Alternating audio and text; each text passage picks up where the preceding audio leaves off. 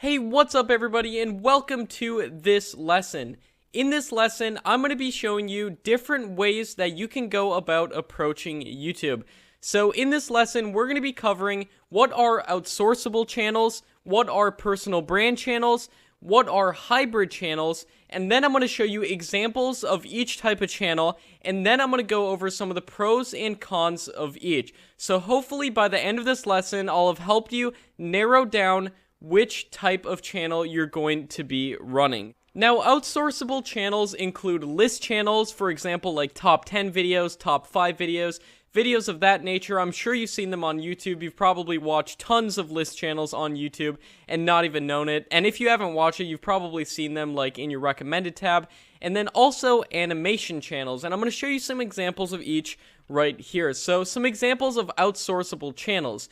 The first off is called Top 5s, and Top 5s uploads like Top 5 scary ghost sightings, Top 5 creepy unsolved mysteries, things of that nature. And then we have Brightside right here, which is actually the fastest growing channel on YouTube. They reached 27 million subscribers, I think in under 2 years, which is absolutely ridiculous.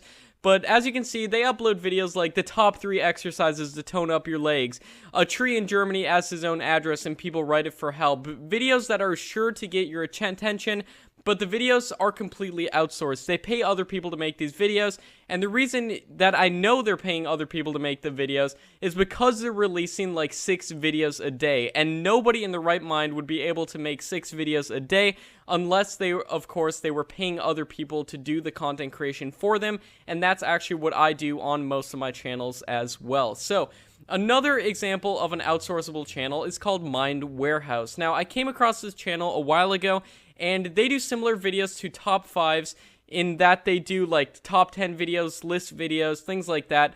But all the videos are very shocking. They use great thumbnails, great titles, and they overall do a great job, and they're killing it on YouTube at the moment. Another channel that is an example of an outsourceable channel is one called My Story Animated. Now, this channel actually takes in stories from like kids and people who submit their stories, and then they make animations of those stories. And obviously they're paying people to do the animations, and it's a really cool concept, and I thought I'd just throw it in for you guys to show to you guys right here.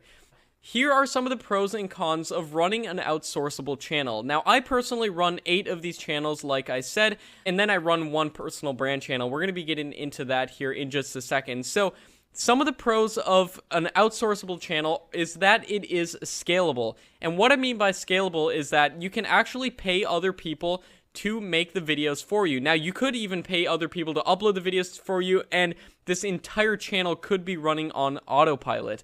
Now, that is what I define as an outsourceable channel, and that is one of the pros of running a channel like this. Now, another pro is that you don't necessarily have to show your face. Now, almost none of these outsourceable channels, like list channels and top 10 channels, almost none of them actually show their faces, so you don't know who's actually running these channels. And that could be seen as a big benefit, because I know a lot of people out there don't want to show their face or put their identity out online, so this is a major pro of choosing an outsourceable channel. Now, some cons of running a channel like this include that it's harder to sell products. For example, would you be very likely to buy merch from a channel that makes top 10 videos? And the answer is probably no. Now, that's just one of the cons with this. Now, obviously, if you're running an outsourceable channel, you most likely rely mostly on ad revenue, and that's what I rely on mostly with my list channels that I run. And even though I make a lot of money from the ad revenue from those channels, that's actually one of the cons. I have to rely only on ad revenue. It's really hard to diversify your income when you're running a list channel.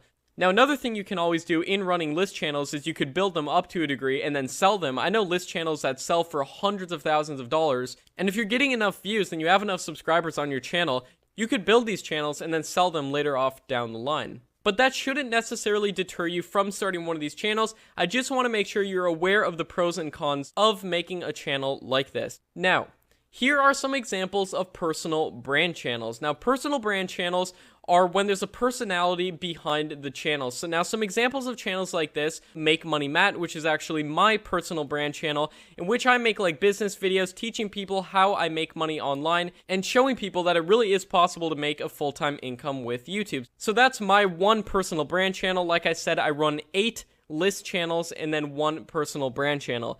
Now, the second example channel that I have right here is one called Kinobody.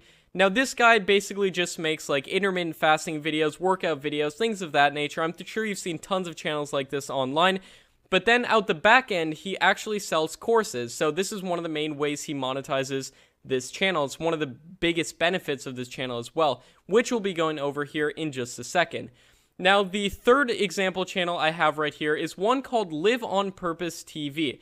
Now, this guy's actually a clinical psychologist, and he has a YouTube channel in which he makes videos every single day helping people with any everyday problems that they'd be having in their life. Whether they be in fights with their spouse or with their kids, he makes videos basically helping people with that, and then in turn, his YouTube channel acts like a lead generation machine to produce him leads for his practice.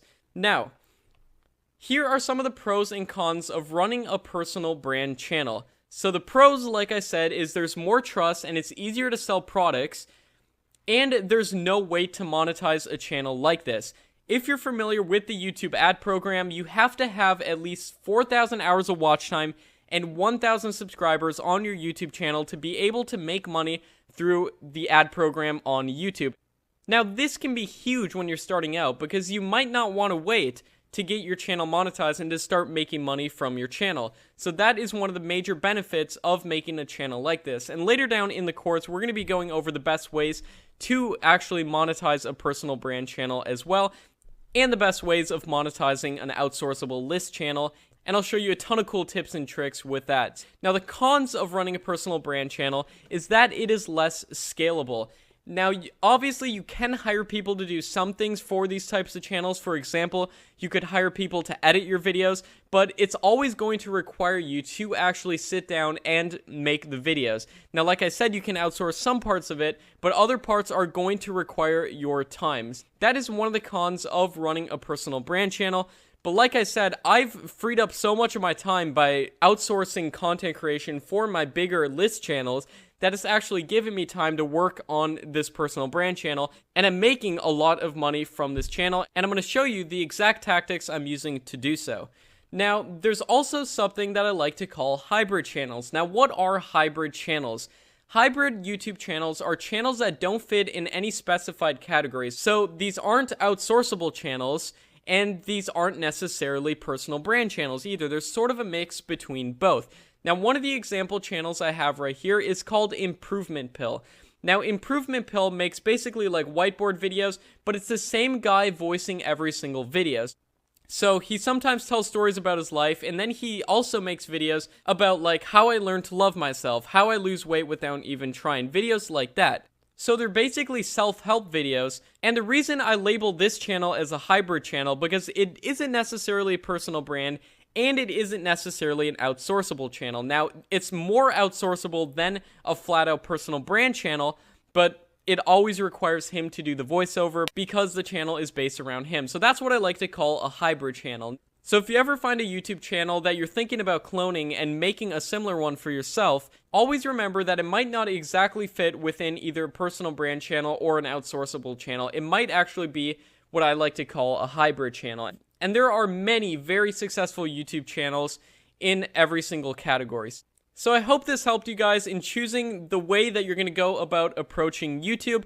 In the upcoming lessons, we're going to be taking a look at some of the best high CPM niches for outsourceable list channels. And I'm also going to be giving you a list of 100 different profitable YouTube niches plus example channels in many of the niches coming up in one of the next lessons. So super excited to get into that. I hope I've sort of started getting the gears turning in your brain and started getting ideas of the different ways you can approach YouTube and the different types of channels there are. And when I give you the list of 100 profitable YouTube niches, it's really going to give you a lot of ideas. And like I said, my sole goal is to help you guys. So hope this helps, and I'll see you in the next lesson.